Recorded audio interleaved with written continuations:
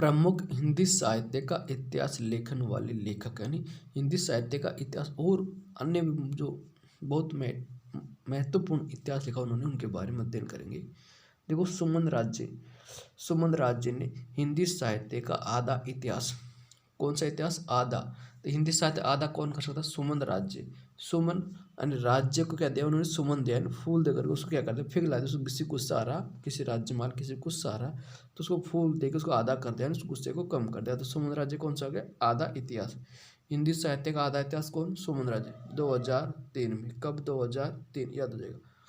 नीरजा माधव हिंदी साहित्य का ओजल नारी। देखो नीरजा और माधव, नीरजा को लड़की है, अब क्या हो गए? ओजल होगी नारी। कैसे नारी? ओजल नारी। तो नीरजा माधव क्या हो गए? ओजल नारी। नीरजा ओजल नारी, ओजल नारी। नीरजासु नेसु निसु नारी हृदय, नीरजा नारी, नीरजा नारी। हिंदी साहित्य का ओजल नारी इतिहास लिखा था नीरजा माधव ने। प्रोफेसर मैनेजर पांडे ने लिखा था साहित्य और इतिहास दृष्टि। देखो मैनेजर साहब है, वो क्या आप सब पे दृष्टि रखते हैं, तो किस किस पर दृष्टि रखी? साहित्य और इतिहास पर दृष्टि। भाई बैंक में जो मैनेजर होता है वो क्या सबके ऊपर अपनी दृष्टि को रखता है, तो ये याद हो जाएगा, साहित्य और इतिहास दृष्टि हो जाएगा मैनेजर पांडे द्वारा। लक्ष्मी सागर वार्ष्णेय साहित्य और इतिहास। लक्ष्मी सागर साहित्य तो और साहित्येतर इतिहास हो गया, ठीक है। यानी लक्ष्मी सागर वार्ष्णेय होगा साहित्य और साहित्येतर इतिहास। किशोरी लाल गुप्त का हिंदी साहित्य के इतिहासों का इतिहास। देखो किशोरी लाल गुप्त, अब क्या है, कोई भी किशोर होगा, जवान लड़का होगा, वो अपनी बातों क्या गुप्त रखना चाहता है, तो क्या करे? वो इतिहासों का वह इतिहास लिख रहा है। हिंदी साहित्य के जितने भी इतिहासों का इतिहास किसने लिखा? किशोरी लाल ने। जवान हो गया तो सबका इतिहास लिख रहा हो, तो ये हो गया किशोरी लाल इतिहासों का इतिहास हो गया। राजनाथ शर्मा लिखा हिंदी साहित्य का विवेचनात्मक इतिहास। राजनाथ है, वो क्या करता है? सबसे विवेचन करता है, बातचीत करता है राजनाथ। भाई राजा बनेगा, नाथ तो सबका स्वामी बनेगा, तो वो क्या सबसे विवेचन करेगा, बातचीत करेगा। तो विवेचनात्मक इतिहास लिखा 1968 में। किसने? राजनाथ शर्मा ने। क्या लिखा? हिंदी साहित्य का विवेचनात्मक इतिहास 1968। राम खिलावन पांडे, क्या नाम दिया? राम खिलावन पांडे साहब ने हिंदी साहित्य का नया इतिहास। देखो खिलाने के लिए जाता है तो नए नए जाते लड़के, नए नए लड़के खेलते, बाद में थोड़ी खेलने। राम खिलावन पांडे, भाई बाद में बूढ़े थोड़ी खेलेंगे, तो नए नए खेलेंगे। तो हिंदी साहित्य का नया इतिहास कौन लिखेगा? राम खिलावन पांडे साहब, 1969 में लिखा। 68 में तो आया था विवेचनाथ राजनाथ ने विवेचना करी थी। राम खिलावन नया इतिहास लिखा था 69 में। टिक्कम सिंह तोमर, अब देखो नाम ही कहा जाए, टिक्कम सिंह आ गया तो वो वीर लगो, हिंदी का वीर काव्य, हिंदी का वीर काव्य को लगो टिक्कम सिंह तोमर। टिक्कम सिंह तोमर साहब, हिंदी का वीर काव्य। ब्रज रतन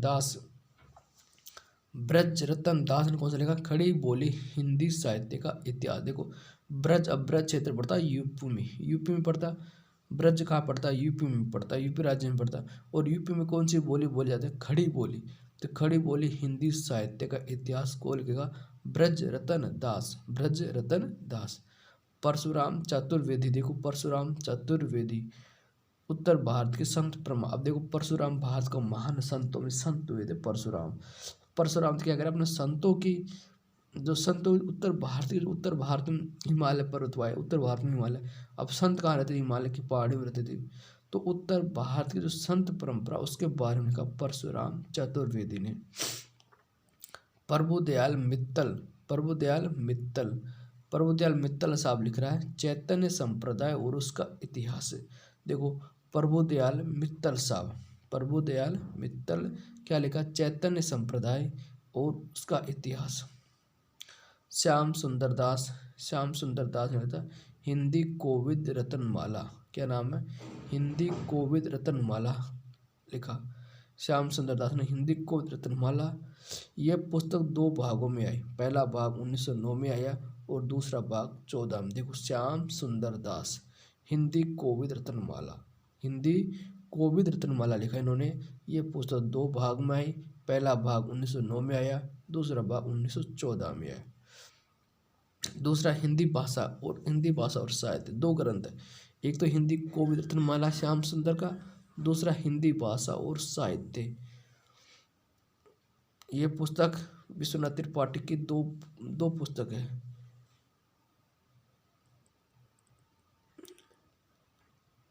हिंदी साहित्य का सरल इतिहास और हिंदी साहित्य का संक्षिप्त इतिहास, विश्वनाथ त्रिपाठी का दो है। हिंदी साहित्य का सरल और संक्षिप्त, देखो विश्व का नाथ होता है, वो क्या किसी भी चीज़ को सरल बना देता है और उसको छोटे भी कर देता है। कोई बड़ा विस्तार विश्व का नाथ होता है, वो कभी छोटा रूप ले लेता, तो संक्षिप्त और सरल कर लिया। तो हिंदी साहित्य का सरल इतिहास किसका हो गया? विश्वनाथ त्रिपाठी का। और हिंदी साहित्य का संक्षिप्त ये विश्वनाथ त्रिपाठी का हो गया। बाबू गुलाब राय, देखो बाबू है तो बाबू क्या हमेशा गुलाब कैसा सुबोध होता है, कठोर नहीं होता, सुबोध। गुलाब कैसा होता है? सुबोध होता है। तो हिंदी साहित्य का सुबोध इतिहास लिखा था 1952 में बाबू गुलाब राय ने। कब? 52। बाबू गुलाब राय, हिंदी साहित्य का सुबोध इतिहास बाबू गुलाब राय 1952 में। विजेंद्र स्नातक हिंदी साहित्य का इतिहास नाम से। विजेंद्र स्नातक कर लिया, यानी पढ़ा लिखा आदमी हो गया। विजेंद्र स्नातक करें तो क्या है? हिंदी साहित्य का इतिहास 1996। हिंदी साहित्य का इतिहास आचार्य रामचंद्र 1929 में लिखता है, लेकिन यह लिखा विजेंद्र स्नातक लिख रहा है 1996 में। नया हिंदी साहित्य का इतिहास शिव कुमार, हिंदी साहित्य का इतिहास दर्शन। देखो शिव के अपन क्या करने जाते हैं? मंदिर में दर्शन करने जाते हैं।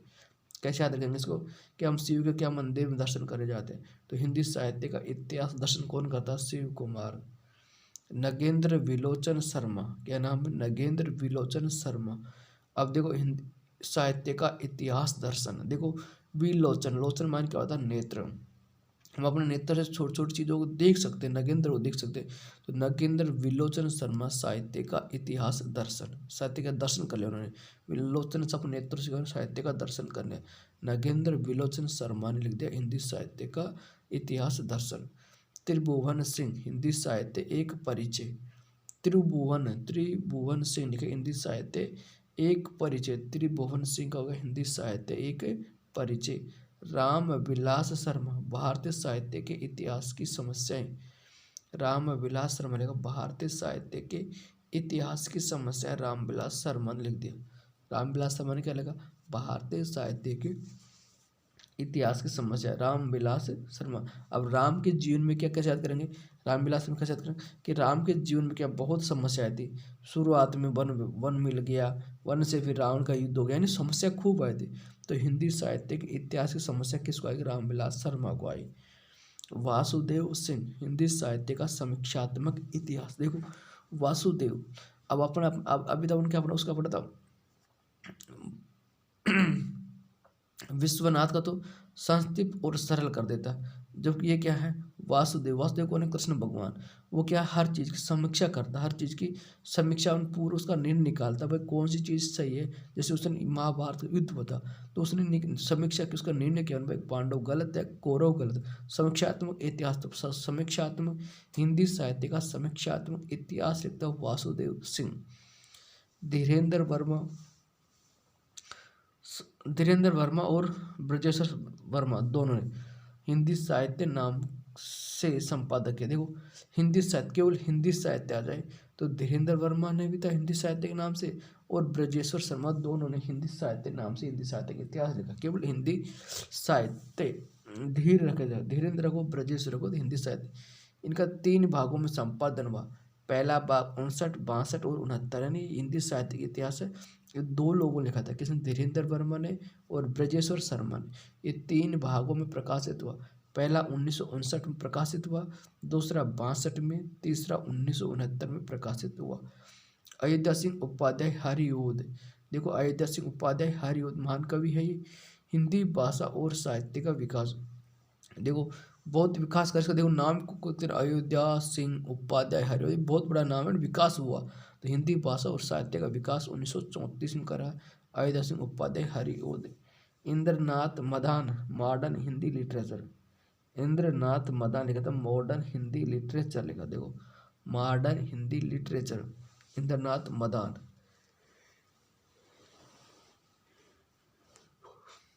मॉडर्न हिंदी लिटरेचर इंद्रनाथ मदान का हो गया। बद्रीनाथ हिंदी, देखो बद्रीनाथ बद्रीनाथ ने केवल हिंदी के नाम से हिंदी साहित्य का इतिहास लिखा। देखो बद्रीनाथ बद्रीनाथ बद्रीनाथ केवल हिंदी।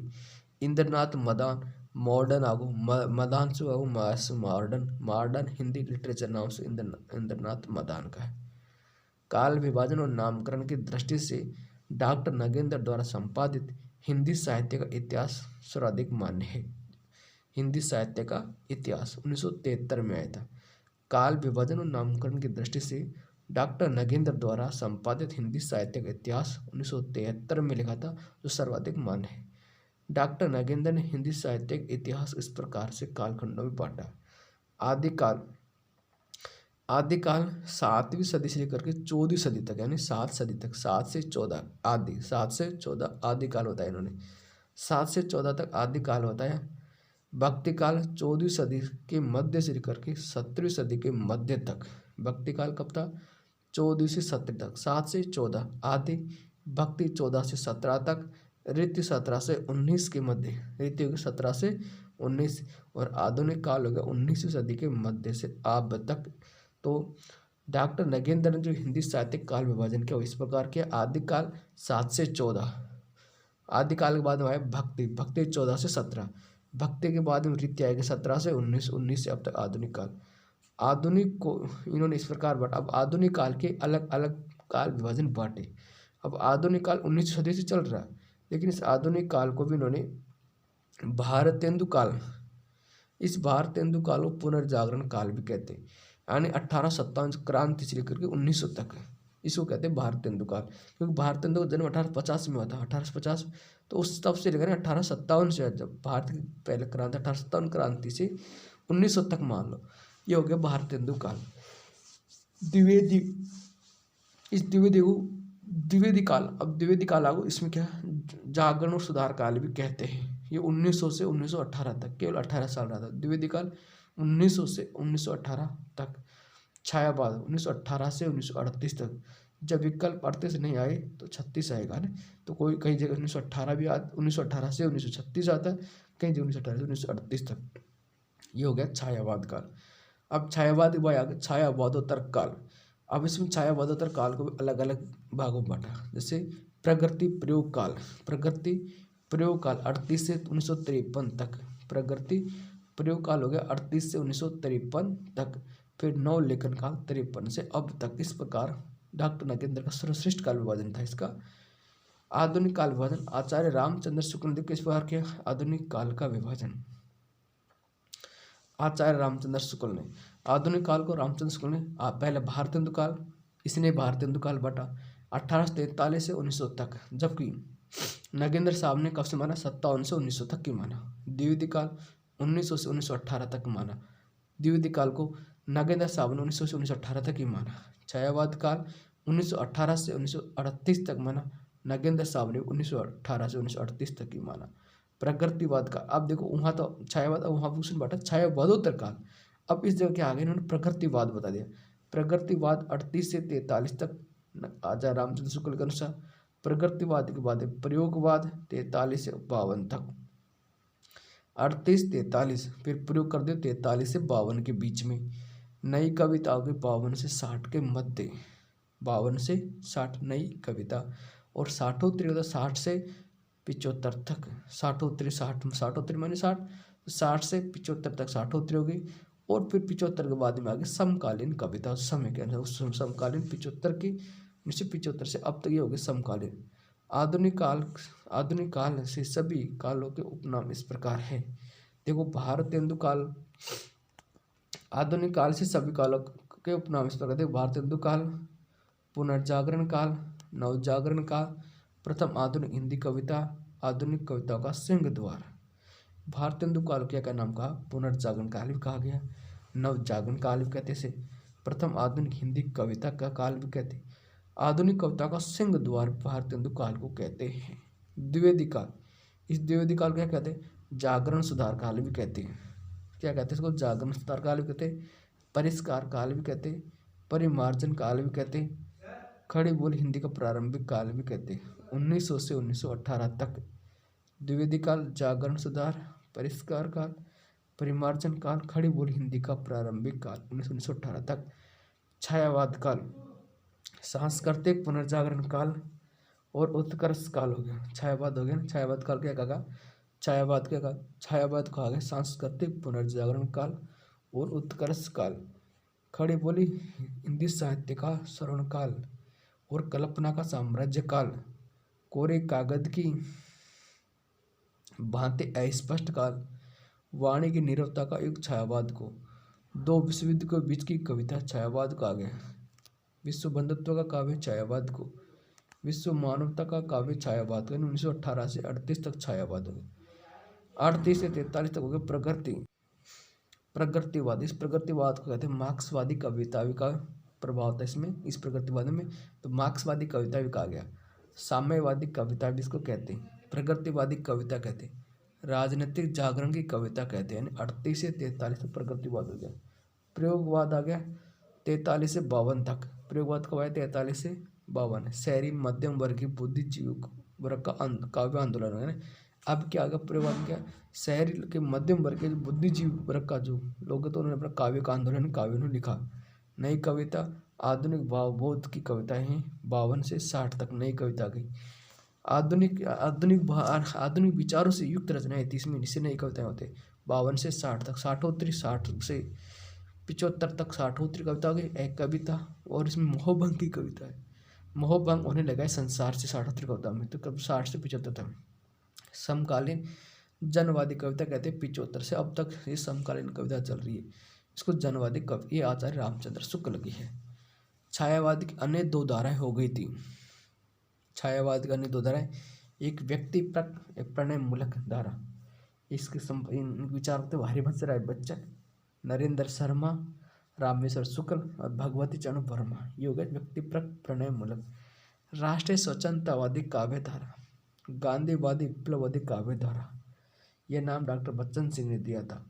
सोनलाल द्विवेदी, माखनलाल चतुर्वेदी, सियाराम शरण गुप्त, रामधारी सिंह दिनकर, सुभद्रा कुमारी चौहान, बालकृष्ण शर्मा नवीन, मोहनलाल महतो वियोगी, गुरु भक्त सिंह भक्त हो गया। हिंदी साहित्य कब से प्रारंभ हुआ, कहाँ से, पहला कवि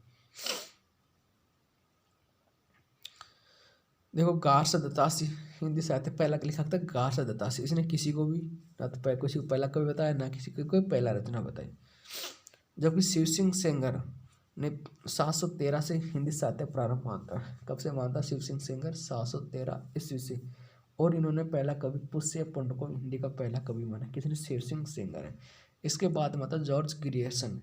जॉर्ज ग्रियर्सन हिंदी साहित्य प्रारंभ 643 से मानता, लेकिन किसी को अपना पहला कवि नहीं बताया जॉर्ज ग्रियर्सन ने। मिस्र बंधु भी हिंदी साहित्य प्रारंभ 643 से मानता है। मिस्र बंधु और जॉर्ज ग्रियर्सन दोनों हिंदी साहित्य प्रारंभ कब से मानते हैं, 643 ईस्वी से मानते हैं। लेकिन ग्रियर्सन और मिस्र बंधु दोनों ने ही हिंदी साहित्य को पहला कवि नहीं बताया। उसके बाद आता आचार्य रामचंद्र शुक्ल। आचार्य रामचंद्र शुक्ल साहब 993 आचार्य रामचंद्र शुक्ल 993 ईस्वी से हिंदी साहित्य प्रारंभ मानते और मुंज नामक कवि को, किसको, मुंज नामक कवि को हिंदी का पहला कवि रामचंद्र शुक्ल ने मानता है।